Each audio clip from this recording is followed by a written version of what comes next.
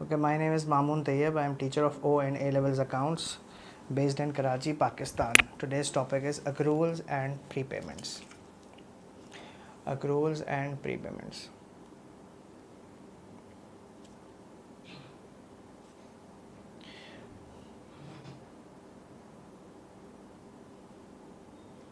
And this is page number 1. ठीक है, ये आपको YouTube में जब ये अपलोड हो जाएगी तो नीचे उसके आपको ये सारे पेजेस मिलेंगे। आप उन पेजेस का प्रिंट आउट निकाल लीजिएगा और ये सामने रख के फिर वो वीडियोस दोबारा देखिएगा। आई होप कि आपकी कोई क्वेरी बाकी नहीं रहेगी। देखिए, एक डॉक्यूमेंट हम बनाते हैं, अपनी बचपन से बना रहे हैं, इनकम स्टेटमेंट। इनकम स्टेटमेंट हम बनाते हैं to know the performance of business. ये बात हम पहले भी कई दफ़ा कर चुके हैं। परफॉर्मेंस ऑफ बिज़नेस जज करने के लिए हम इनकम स्टेटमेंट बनाते हैं। परफॉर्मेंस ऑफ बिज़नेस का मतलब है प्रॉफिटेबिलिटी। और स्टेटमेंट ऑफ फाइनेंशियल पोजीशन हम बनाते हैं बिज़नेस की नेट वर्थ देखने के लिए। नेट वर्थ होती है total assets minus total liabilities. और ये दोनों डॉक्यूमेंट्स जब हम बनाते हैं तो ये दोनों डॉक्यूमेंट्स हम अपने बिज़नेस के स्टेक होल्डर्स के लिए बनाते हैं ताकि उनको हमारी true and fair financial position communicate हो जाए। और वो इसलिए हो जाए क्योंकि उनको हमारे बिज़नेस में इकोनॉमिक डिसीशंस लेने होते हैं। इन्वेस्टर हमसे, जब हम इन्वेस्टर से पैसे मांगेंगे कि यार अपने 50 लाख रुपए हमें दे दो, हम काम करके आपको रिटर्न देंगे, तो वो कहेंगे अपना फाइनेंशियल स्टेटमेंट दिखाओ, और फिर वो उसको एनालाइज़ करेंगे और फिर ये दिखाएं, सोचेंगे कि देने चाहिए या नहीं देने चाहिए। बैंक के पास आप लोन लेने के लिए जाएंगे तो बैंक आपसे कहेगा फाइनेंशियल स्टेटमेंट्स दिखाएं, यानी अपना income statement, statement of financial position दिखाएं। और जब हम वो दिखाएंगे तो उसके बाद वो ये डिसाइड करेगा कि हमें लोन देना चाहिए या नहीं मिलना चाहिए, मिलना चाहिए या नहीं मिलना चाहिए। एम्प्लॉयज़ को भी हमारे फाइनेंशियल स्टेटमेंट्स की ज़रूरत होती है। वो ये चेक करते हैं कि प्रोग्रेस का रेट कितना है, हमारी जॉब सिक्योर होगी नहीं होगी, हमें सैलरीज मिलती रहेंगी नहीं मिलती रहेंगी। उनके अलग वेस्टेड इंटरेस्ट होते हैं। तो हर स्टेक होल्डर्स को, गवर्नमेंट अथॉरिटीज़ भी स्टेक होल्डर्स हैं, उन्हें हमारे फाइनेंशियल स्टेटमेंट इसलिए चाहिए क्योंकि वो ये जज कर सकें कि हमें इस बिज़नेस को टैक्स करना है या इसको फैसिलिटेट करना है इंडस्ट्री को ओवरऑल। तो हर स्टेक होल्डर को हमारे बिज़नेस की फाइनेंशियल परफॉर्मेंस और पोजीशन चाहिए, और वो हम उनको बताएंगे through statement of financial position and income statement, जो कि हमारे फाइनेंशियल स्टेटमेंट है।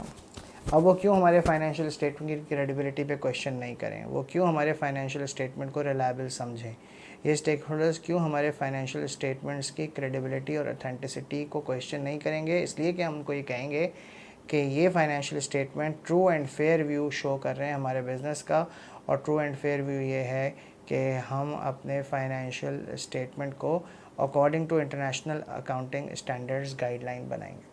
और वो जो इंटरनेशनली एक्सेप्टेड अकाउंटिंग गाइडलाइंस हैं उनमें आज हम एक पढ़ने जा रहे हैं जिसका नाम है ACCRUALS, अक्रूवल्स। इससे पहले बैड एंड डाउटफुल डेट्स का चैप्टर मेरे यूट्यूब चैनल पे अपलोडेड है, उसमें हमने प्रूडेंस पढ़ा था। प्रूडेंस हम पढ़ चुके हैं, ये एक अकाउंटिंग कॉन्सेप्ट है। आज हम अक्रूवल्स पढ़ने जा रहे हैं जो इस चैप्टर से रिलेटेड है, जिसका नाम है अक्रूवल्स एंड प्रीपेमेंट, और पेज नंबर 1 है ये इसका।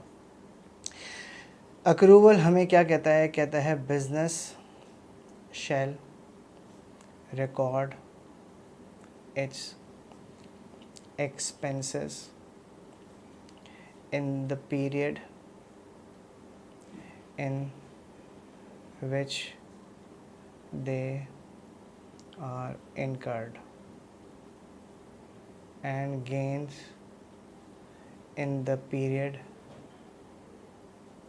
in which they are earned, irrespective of date of payment or receipt respectively। ये अंग्रेज़ी में शायरी की है, ठीक है जी। ये कह रहा है business shall record its expenses in the period in which they are incurred.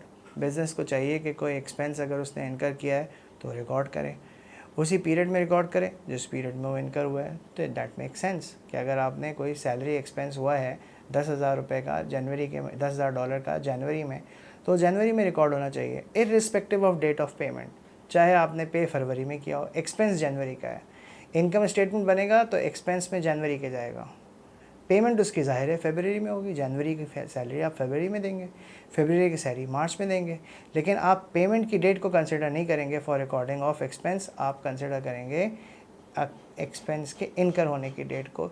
जो एक्सपेंस जिस पीरियड में इनकर हुआ है, ड्यू हुआ है, उस पीरियड में वो रिकॉर्ड होगा और उसी पीरियड के रेवेन्यू के अगेंस्ट वो डिडक्ट होगा, ताकि उस पीरियड का ट्रू एंड फेयर प्रॉफिट निकल आए। और उस पीरियड का जो रेवेन्यू है वो उसी पीरियड में रिकॉर्ड होगा जिसमें वो ड्यू हुआ है, चाहे वो कैश में रिसीव हुआ हो या ना हुआ हो। इसमें कोई शक तो नहीं आपको? ठीक है, ओके। तो ये कहता है business shall record is expenses in the period in which they are incurred and gains in the period in which they are earned irrespective of date of payment और रिसिप्ट रिस्पेक्टिवली। ठीक है। अच्छा, अब मैं एक बड़ी लेमैन्स लैंग्वेज में आपको कुछ बातें बता रहा हूँ, बिल्कुल बहुत ही आप समझें कि अकाउंटिंग लैंग्वेज से ज़रा हट के हैं, जनरलाइज बातें हैं, ये एक समझाने का तरीका है और समझ में आएगी आपको बात। बहुत जनरल सी बात कर रहा हूँ। आपने एक बिज़नेस स्टार्ट किया और आपका बिज़नेस ये था कि आपने एक स्कूल में कैंटीन खोल ली। अब आपको कैंटीन चलानी तो आती थी, लेकिन अकाउंटिंग आपको कोई सेंस वेंस नहीं थी कि अकाउंटिंग कैसे होती है। आपको किसी ने बताया कि देखो भाई, जब पैसे तुम्हारे पास आ जाएं तो लिख लिया करो सेल हो गई, और जब चले जाएं तो लिख लिया करो खर्च हो गए। बस इतना उसने आपको समझा दिया और आप समोटे पेटीज़ और बोतल बेचना शुरू हो गए कैंटीन से अपनी। तो जो चीज़ें आप बेच रहे थे कैंटीन में, फॉर एग्ज़ाम्पल आपने एक पेप्सी और एक बर्गर अपनी कैंटीन में एक बच्चे को सेल किया, उस बच्चे ने आपको फ़ौरन पैसे दे दिए। तो आपने कहा क्योंकि मुझे पता है कि पैसे आ गए हैं तो मेरी सेल हो गई है, तो आपने फ़ौरन लिखा 70 से कि सेल हो गई मेरी। लेकिन जिसने आपको अकाउंटिंग सिखाई थी उसने आपको ये बता दिया था कि देखो भाई, जब पैसे आ जाएं तो कहना सेल हो गई, जब चले जाएं तो कहना एक्सपेंस हो गया। तो आपने जिससे ये पेटी, ये समोसा और ये कोल्ड ड्रिंक ख़रीदी थी, उससे आपने ये कहा था कि मैं पैसे तो एक एक महीने बाद दिया करूँगा। तो पैसे आपने आज नहीं दिए, पैसे तो आपने उससे कह दिया है बाद में दूंगा, आज तो नहीं दे रहा। और उसने कहा हाँ ठीक है ले जाओ, कोई मसला नहीं है। तो चूँकि आपने पैसे दिए ही नहीं, तो आपको तो यही पता था कि जब पैसे दोगे ही नहीं तो लिखना भी नहीं है। तो जब आपने अपने एक्सपेंसेस को लिखा ही नहीं, तो आपके जो प्रॉफिट्स हैं वो कितने नज़र आने लगे? 70। क्या ये जस्टिफाइड है? क्या ये प्रॉपर है? क्या ये ट्रू है? क्या ये फेयर है? क्या वाकई आपको 70 का प्रॉफिट हुआ है? आपने तो 40 रुपीज़ का बर्गर यानी समोसा और कोल्ड ड्रिंक एक बंदे से ख़रीदी थी, लेकिन उसको पैसे नहीं दिए थे। तो आपने 40 का तो रिकॉर्ड ही नहीं किया अपना एक्सपेंस। आपने कहा कि भाई चूँकि मैंने दिए नहीं इसलिए रिकॉर्ड नहीं करा।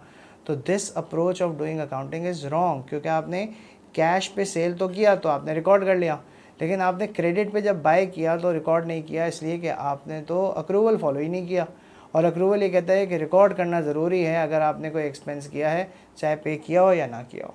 तो ये तो हो गया गलत, दिस इज़ रॉन्ग। इस तरह जो प्रॉफिट नज़र आएगा वो ट्रू एंड फेयर नहीं होगा। ये $70 आपकी जेब में होंगे, आप घर गए खा लिया आपने, तो आपने अपना कैपिटल भी खा लिया इनफैक्ट। ठीक है, तो दिस इज़ रॉन्ग अप्रोच। किसी ने आपको कहा था कि देखो भाई, पैसे आ जाएं तो कहना कि सेल हो गई, और पैसे चले जाएं तो कहना खर्च हो गए। तो आपने एक लड़के को एक समोसा और एक कोल्ड ड्रिंक दी, और उस लड़के ने समोसे के कोने से समोसे को खा लिया और बोतल मुंह पे लगा ली और कहा अंकल पैसे तो हैं ही नहीं। अब आप क्या करेंगे? उसके थप्पड़ मारेंगे? नहीं, अब कहेंगे बेटा कल दे देना, यही कहेंगे ना, आप मजबूरी है आपकी। तो उसने तो, जिसने आपको अकाउंटिंग सिखाई है, उसने कहा देखो भाई, पैसे अगर मिले नहीं ना तो लिखना नहीं। तो आपने कहा मेरी तो आज सेल ही नहीं हुई। लेकिन जिससे आपने ये समोसा और बॉटल ख़रीदी थी, जिससे ख़रीद के आप कैंटीन लाए थे, आपने जब उससे कहा था कि देखो भाई वैसे बाद में दूंगा, तो उसने कहा नहीं ऐसी कोई कहानी नहीं है, पैसे तो आपको दे के जाने होंगे। तो आपको चूँकि कैश पे आपने ख़रीदा था तो आपने पैसे दे दिए थे, और जब आपने पैसे दे दिए थे 40, क्योंकि 40 का था जो आप 70 में बेच रहे थे, तो आपकी स्टेटमेंट आपको शो करने लगी लॉस। क्या ये ट्रू एंड फेयर है? नो, गलत, क्योंकि अकाउंटिंग प्रॉपर रिकॉर्ड नहीं हुई। अकाउंटिंग कहता है अक्रूवल, बिजनेस को रिकॉर्ड करने चाहिए अपने एक्सपेंस उस पीरियड में जिसमें ड्यू हो, और गेन उस पीरियड में जिसमें अर्न हो, irrespective of date of payment और रिसिप्ट। किसी ने आपको ये बता दिया था कि भाई पैसे आ जाएं तो रिकॉर्ड करना, पैसे ना आए तो रिकॉर्ड नहीं करना, खर्च करो तो रिकॉर्ड करना, अगर पैसे चले जाएं तो रिकॉर्ड करना। ये आपको ये लॉजिक पता नहीं किसने समझाई। तो जब आपको ये लॉजिक समझ में आई तो आपने कहा यार मैंने एक कोल्ड ड्रिंक बेची और एक बर्गर बेचा और जिस लड़के को बेचा उस लड़के ने वही किया जो कल एक और लड़के ने किया था। तो आपने अपनी सैलरी रिकॉर्ड नहीं करी। क्यों नहीं रिकॉर्ड करी? क्योंकि आपके पास पैसे ही नहीं आए थे, आपके पास पैसे ही नहीं आए। और ये जो बर्गर और समोसा और बॉटल जो आपने ख़रीदी थी वो भी बग़ैर पैसे दिए ख़रीदी थी उस वाले अंकल से जो स्कूल के बाहर एक दुकान पे बैठे हैं जहाँ से आप सामान ला के स्कूल की कैंटीन में बेचते थे। तो आपने उनसे सेटिंग बनाई है कि भाई मैं तो पैसे आपको बाद में दिया करूँगा, वो मान भी गए, तो आपने पैसे दिए ही नहीं। तो उस पर्टिकुलर डेट पे आपका कुछ शो ही नहीं हो रहा है इनकम स्टेटमेंट में। आपका कोई इनकम स्टेटमेंट को लफ्ज़ इस्तेमाल ना करें, चलें छोड़ दें, इनकम स्टेटमेंट का लफ्ज़ ना इस्तेमाल करें। अगर आप प्रॉफिट कैलकुलेट करें तो आपको तो कुछ दिख ही नहीं रहा। तो दिस अप्रोच इज़ रॉन्ग, क्योंकि ये भी क्रेडिट पे आपने पैसे तो दिए ही नहीं है। तो आपने जब पैसे दिए ही नहीं तो आपको किसी ने कहा था भाई पैसे दो ना दो, पैसे अगर नहीं दोगे तो लिखना नहीं, और पैसे अगर नहीं लोगे तो भी नहीं लिखना। तो आपने उसी की बात मानी, हालांकि बात माननी चाहिए आपको अक्रूवल्स की। ये कहता है अक्रूवल कि पैसे, अच्छा अक्रूवल की बात आपने अभी भी नहीं मानी। एक और केस कर लेते हैं। आपने एक बंदे को, एक बच्चा आया, उसने कहा एक बॉटल दे दें, एक समोसा दे दें। आपने कहा लाओ पहले 70 रुपये दो क्योंकि आपको 2 दिन से बुरा एक्सपीरियंस हो रहा है। तो उसने आपके हाथ में 70 रखे, आपने कहा चलो शुक्र सेल हो गई, क्योंकि आपको ये बताया था पैसे आएंगे तो रिकॉर्ड करना। और लेस परचेजेस, और परचेजेस क्या हैं? आपने वो बर्गर, वो रोल, वो बॉटल, वो समोसा बाहर किसी दुकान से पैसे दे के ख़रीदा था। तो चूँकि पैसे दे के ख़रीदा था तो ये कैश बेसिस पे दोनों ट्रांजैक्शन हुई थी, और यही आपको सिखाया गया था कि भाई पैसे आ जाएं तो लिख लेना, पैसे चले जाएं तो लिख लेना, वरना कुछ नहीं करना। अकाउंटिंग बस यही होती है, पैसे का आना लिखना एज इनकम और पैसे का जाना लिखना एज एक्सपेंस। किसी ने आपको समझाया, आपने कहा कि भाई मेरा तो प्रॉफिट हो गया 30, ये बात बिल्कुल सही है, 30 का प्रॉफिट हुआ, और ये प्रॉफिट कैश की फॉर्म में नज़र भी आ रहा है, क्योंकि आपने दुकान की अपनी कैंटीन की ड्रॉस खोली तो उसमें 30 रुपये नज़र आ रहे हैं आपको। कैसे नज़र? तो आपको 70 आ रहे हैं, लेकिन उसमें से 40 आपकी तो इन्वेस्टमेंट थी, आपने अब रोज़ाना 40 का ख़रीदते हैं ना, तो आपको 30 का प्रॉफिट नज़र आ रहा है। ये वो कैश प्रॉफिट है जो आपकी जेब में है और कैश की फॉर्म में है। आप इसको घर ले जाएं और जाके खा सकते हैं, ऐश करें। लेकिन ये भी कैश बेसिस पे अकाउंटिंग है, जबकि अकाउंटिंग तो कैश बेसिस पे नहीं होनी चाहिए, अक्रूवल बेसिस पे होनी चाहिए। अक्रूवल बेसिस क्या है कि पैसे दो या ना दो, अगर आपने पैसे लो या ना लो, दोनों बेसिस पे आपने रिकॉर्ड करना है। तो आपने अगर किसी को $70 का से फॉर एग्ज़ाम्पल एक रोल और एक बॉटल बेची है तो आपने सेल रिकॉर्ड करेंगे, चाहे पैसे आपके पास ना आए हों और आपने पहले पैसे अपने सप्लायर को ना दिए हों, लेकिन आप फिर भी अपनी परचेज़ रिकॉर्ड करेंगे उस रेवेन्यू के अगेंस्ट, ताकि आपको ट्रू एंड फेयर प्रॉफिट मिले। ये प्रॉफिट भी 30 है, लेकिन ये प्रॉफिट है अक्रूड। अक्रूड का मतलब है ड्यू, अक्रूड प्रॉफिट है, ड्यू बट नॉट रिसीव्ड, ठीक है ना। अच्छा, अब हम एक बात ये समझ लें, इसमें कोई मसला आपको? अब हम एक बात समझ लेते हैं कि एक टर्म जो है, जो टर्म है ना अक्रूवल्स, अक्रूवल की टर्म, एरियर की टर्म एक ही बात है। एरियर एंड अक्रूड एक ही बात है। एरियर, अक्रूड, आउटस्टैंडिंग एक ही बात है। एरियर, अक्रूड, ओइंग एक ही बात है। यानी ये कभी पेपर में एरियर लिखा होगा, कभी पेपर में अक्रूड, कभी आउटस्टैंडिंग, कभी ओइंग, ये एक ही चीज़ है, यानी एक ही लफ्ज़ के। अक्रूवल तो एक अकाउंटिंग कॉन्सेप्ट है, लेकिन accrual, accrued amount, accrued ACCRUED, accrued कहने हैं। अक्रूड, एरियर, आउटस्टैंडिंग और ओइंग, ये सब्स्टिट्यूट टर्म्स हैं जो पेपर में यूज़ होती रही हैं। ठीक है जी, 10 सेकंड में रुक जाता हूँ। ये आपको वैसे उस पर मिल जाएगा, जो वीडियो होगी उसके नीचे मिल जाएगी इसकी पिक, प्रिंट आउट ले लीजिएगा आप इसका, ठीक है। चलिए जी, अब हम आते हैं accrual and prepayment, page number 2 है ये। मैं एक्सपेंसेस की बात कर रहा हूँ।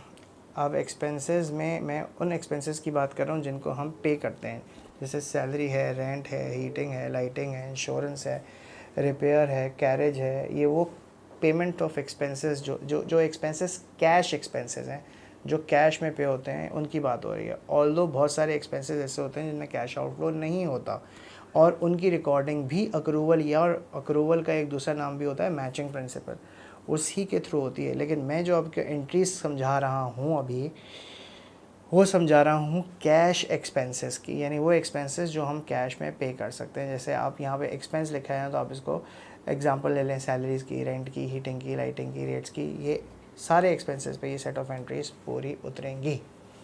इन case of an expense due and paid on due date, case number 1 हो गया। एक एक्सपेंस ड्यू था और वो ड्यू डेट पे हो गया, बात समझ में नहीं आई। देखें जी, आपने एक बंदे को रखा जनवरी की 1 को, जब आपने बंदे को रखा जनवरी की 1 को, सैलरी उसकी ड्यू हो गई 31 जनवरी को। 31 जनवरी को वो आया और उसने आके कहा सर मेरे महीना कंप्लीट हो गया, सैलरी दे दें, और आपने उसको दे दी, विच इज़ वेरी रेयर। आप जनवरी की सैलरी कभी जनवरी में नहीं देते। लेकिन आपकी दुकान पे एक ही बंदा था और पैसे भी थे आपके पास, तो आपने कहा ठीक है भाई, आज ड्यू डेट हो गई, आज तो 31 दिन पूरे हो गए, लो अपनी तनख्वाह लेके चले जाओ। तो जब एंट्री पास होगी सैलरी एक्सपेंस डेबिट और bank account credit, simple logical है। आपने चेक बना के दे दिया उसको, वो ले गया, ड्यू डेट पे आपने पे कर दी, ड्यू डेट पे कर दी। केस नंबर 1 था, which is a logical simple case. Case number 2 क्या है? इन case of accrued expense, ACCRUED, accrued expense. Accrued expense क्या होता है? Expense due but not paid. एक एक्सपेंस ड्यू हुआ लेकिन आपने पे नहीं किया, उसे हम कहते हैं अक्रूड एक्सपेंस। कैसे भाई? जनवरी की सैलरी 31 जनवरी को आप नहीं पे करेंगे, इसलिए कि जनवरी की 31 को तो अटेंडेंस लगी होगी। फिर आप के पास तो 50 एम्प्लॉयज़ हैं, तो इनकी एक शीट बनेगी, सैलरी शीट, कि भाई किस एम्प्लॉई ने कितनी छुट्टियां की हैं, कितना लेट आया है, कितनी अर्ली चला गया, कितना उसने लोन लिया हुआ था, बला बला बला बला। तो हमेशा सैलरी ड्यू डेट के बाद, जैसे आपके घर में टेलीफोन का बिल आता है तो कब आता है? जनवरी का आता है ना, तो बाद में आता है ना, जनवरी का इस्तेमाल करने के बाद फेब की आता है कि जनवरी का बिल पे कर दें। इलेक्ट्रिसिटी आप 1 महीना यूज़ करने के बाद पे करते हैं ना। तो all expenses are paid once they are due. तो अगर कोई एक्सपेंस ड्यू हुआ है लेकिन नॉट पेड है, अक्रूड एक्सपेंस है, तो क्या आप उसको एक्सपेंस रिकॉर्ड नहीं करेंगे? अक्रूवल कहता है करेंगे, अक्रूवल कहता है करेंगे। क्या करेंगे? आप कहेंगे सैलरी एक्सपेंस डेबिट। क्रेडिट किसको करेंगे? अक्रूड सैलरी को। क्यों? क्योंकि ये आपकी लायबिलिटी बन गया, अक्रूड सैलरी को। यहाँ पे मैं सैलरी एक्सपेंस के बजाय एक्सपेंस को सैलरी लिख देता हूँ ताकि एंट्रीज़ का फ्लो समझ में आ सके। Accrued salary debit. फिर क्या होगा? फिर ये सैलरी पे हो जाएगी कब? 4 फरवरी को। जनवरी की सैलरी है, 3 को 4 को आपको पे हो जाएगी। आप पे कर, एज अ बिज़नेस आप पे कर देंगे। तो जब आप पे करेंगे तो इन case of accrued salary paid, ठीक है, अक्रूड सैलरी पे कर दिया आपने। तो जब आपने पे कर दी तो आप क्या एंट्री पास करेंगे? अक्रूड सैलरी डेबिट और बैंक अकाउंट क्रेडिट। अगर आप इन दोनों एंट्रीज़ को ज़रा कंबाइन करके पढ़ें तो यहाँ अक्रूड क्रेडिट हो रहा था और इस एंट्री में अक्रूड डेबिट हो रहा है। अक्रूड से अक्रूड कैंसिल हो गया। Impact of the transaction is exactly the same as case 1, लेकिन आपने डबल एंट्री रिकॉर्ड करनी है, ड्यू पे अलग और पेमेंट पे अलग।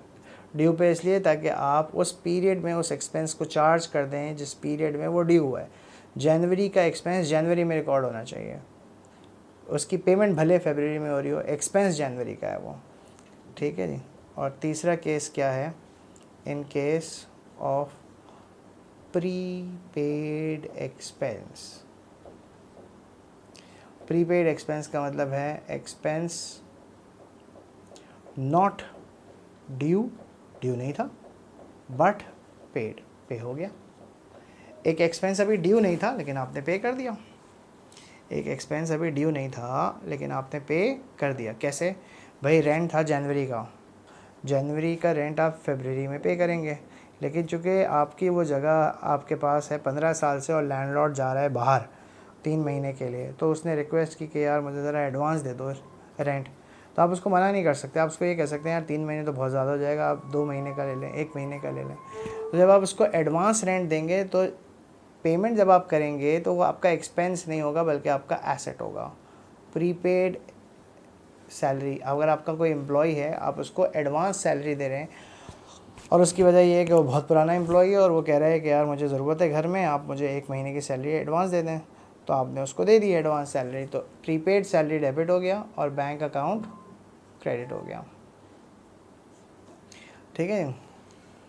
और फिर जब ये ड्यू होगी, इन case of prepaid salary becoming due, in case of prepaid salary becoming due, अब ये ड्यू हो रही है, तो आप एंट्री क्या पास करेंगे, सैलरी एक्सपेंस डेबिट, क्योंकि अब तो ड्यू हो रही है, अब रिकॉर्ड होगी, और prepaid salary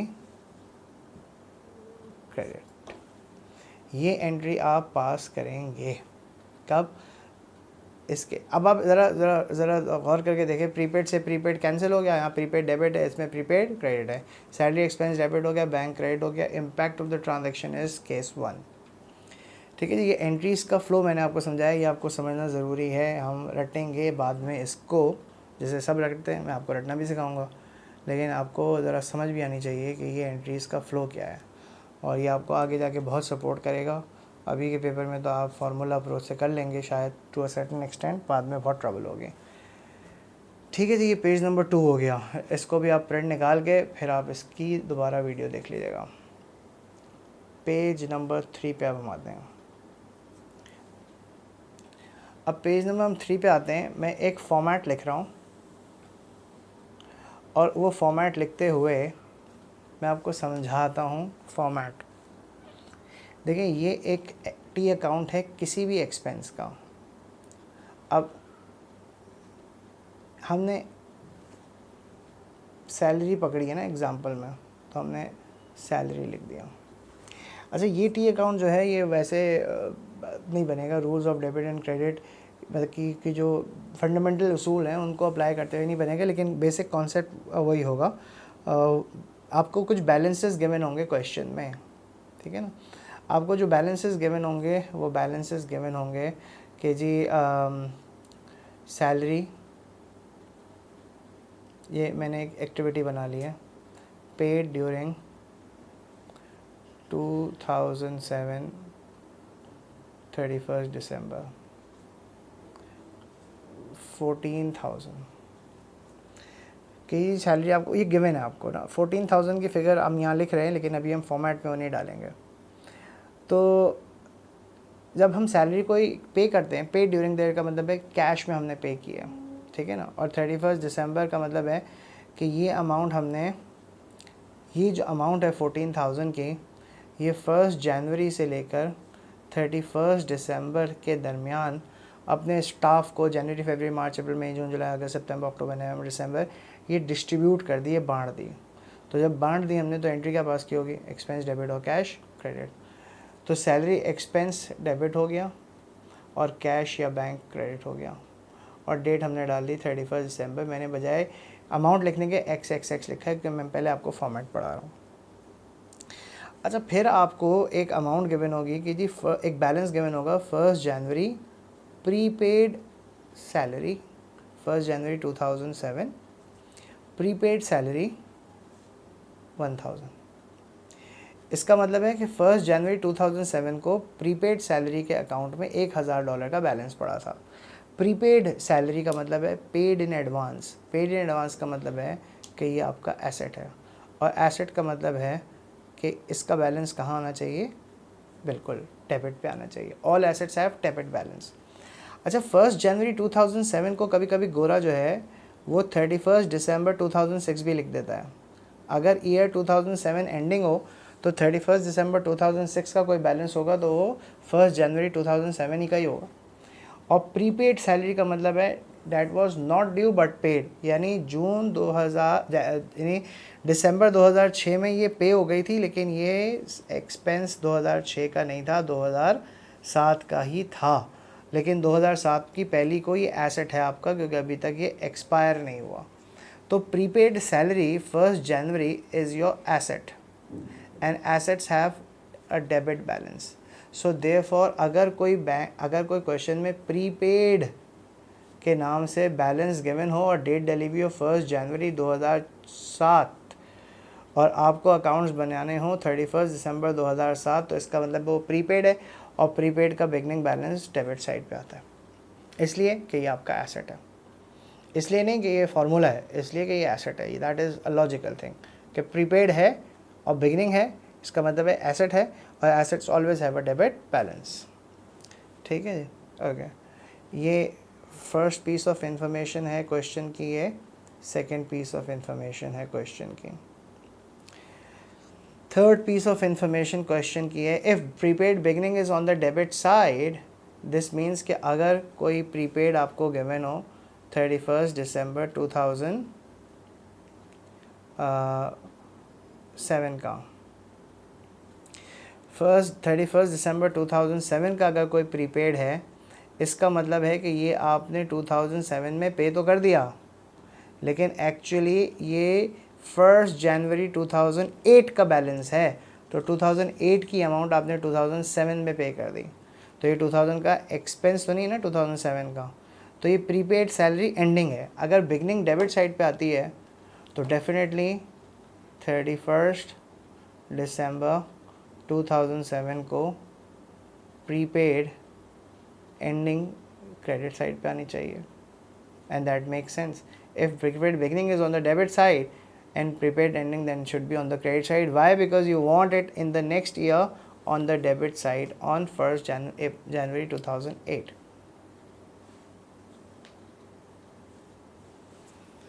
Now, fourth piece of information given in the question.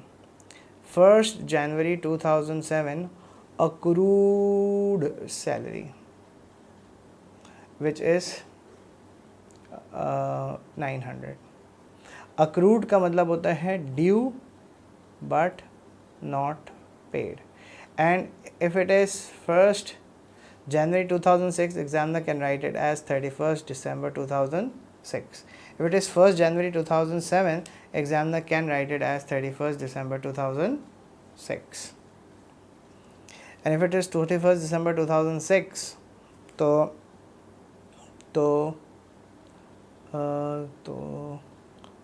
एक ही बात है, लॉजिकल है ना भाई. जो बैलेंस 31 दिसंबर 2006 को था अक्रूड, इसका मतलब है 2006 का ड्यू था, लेकिन 2006 में पे नहीं हुआ. पे कब होना होगा? 2007 में पे होगा, लेकिन 1 जनवरी 2007 को अभी तक पे नहीं हुआ था. तो ये 1 जनवरी 2007 की क्या बन गई? लायबिलिटी. और लायबिलिटी का बिगनिंग बैलेंस हमेशा कहाँ आता है? क्रेडिट साइड पे. तो हमने यहाँ पे ये क्रेडिट साइड पे आएगा क्योंकि ये लायबिलिटी है. और अगर क्रेडिट साइड पे आएगा तो ये क्वेश्चन में गिवन है 1 जनवरी 2007 बैलेंस बीडी और ये क्रेडिट. ये बड़ा कंफ्यूजिंग और चैलेंजिंग चैप्टर ओ लेवल्स और एएस में अज्यूम किया जाता है, क्योंकि इसकी आता है तो आता है, नहीं आता तो नहीं आता. रट्टे से नहीं चलाएं इसको, ज़्यादा बेहतर है. और ई 31 दिसंबर 2007 का मतलब है 1 जनवरी 2008. अक्रूड सैलरी और अक्रूड सैलरी एंडिंग है. If beginning is on the credit side then ending will be on the debit side. All balances will be given and on the basis of the nature of the balances you will post them on 1 जनवरी 2008. और ये आपके पास आ गया, ये आपके पास format तैयार हो गया है. आपके पास 3 फिगर्स डेबिट साइड पे हैं, 2 फिगर्स क्रेडिट साइड पे हैं. जो डिफरेंस इमर्ज होगा वो क्रेडिट साइड पे होगा और वो इनकम स्टेटमेंट होगा. एक्चुअली ये आपकी अमाउंट है जो एक्सपेंस में जाएगी. Amount paid during the year is not your expense. This amount paid during the year should be adjusted for accrued and prepayment to find out the expense amount, जो कि आप gross profit में से minus करेंगे. This will be the balancing figure. लोग इतना खोपड़ा लगाने के बजाय लोग क्या करते हैं, याद कर लेते हैं कि एक्सपेंस होगा तो पाप होगा. पाप का मतलब है प्रीपेड अक्रूड, अक्रूड ये अक्रूड है, और प्रीपेड अक्रूड प्रीपेड. तो बस ये याद रखते थे, सैलरी का अकाउंट बनाने को आ जाए, रेंट का आ जाए, हीटिंग का आ जाए, लाइटिंग का आ जाए, इंश्योरेंस का आ जाए, कैरेज का आ जाए, जनरल एक्सपेंस का आ जाए, मिसलेनियस, कोई भी एक्सपेंस का रूल आता है बस आंखें बंद करके पाप अप्लाई कर देते हैं, प्रीपेड डेबिट पे लिखते हैं, अगर प्रीपेड बिगनिंग डेबिट पे तो एंडिंग पे क्रेडिट आ जाएगा, और एरियर बिगनिंग अक्रूड अगर बिगनिंग है तो क्रेडिट पे आएगा। ये नहीं सोचते कि क्यों है, थंब रूल अप्लाई कर लेते हैं, पाप आपको नहीं करना चाहिए, आपको समझ के करना चाहिए। आप सॉल्व तो उसको क्विकली करेंगे, लेकिन लॉजिक आपको क्लियर होनी चाहिए कि if you are writing prepaid beginning on the debit side, the logic is that it is your asset, and if you are writing accrued beginning on the credit side, the logic is it is your liability, and liability always have a credit balance and assets always have a debit balance. तो ये तो है format. नीचे मैंने आपको data लिख दिया और वो डेटा मैंने लिख दिया नीचे। अब इस डेटा की बेस पे मैं एग्जैक्टली यही चीज़ बनाऊंगा, और ये पेपर का एक क्वेश्चन है, ठीक है ना। पेपर में इस तरह के क्वेश्चंस आते हैं कि आपको 5 पीसेस ऑफ इन्फॉर्मेशन दे देता है और आपसे कहता है एक्सपेंस का अकाउंट बनाओ, आपको बनाना पड़ता है, अब बना लेते हैं बेस्ड ऑन पाप, ठीक है जी। प्रीपेड अक्रूड, अक्रूड प्रीपेड, इधर कैश आएगा या बैंक, और इधर difference that is your expense, ठीक है जी।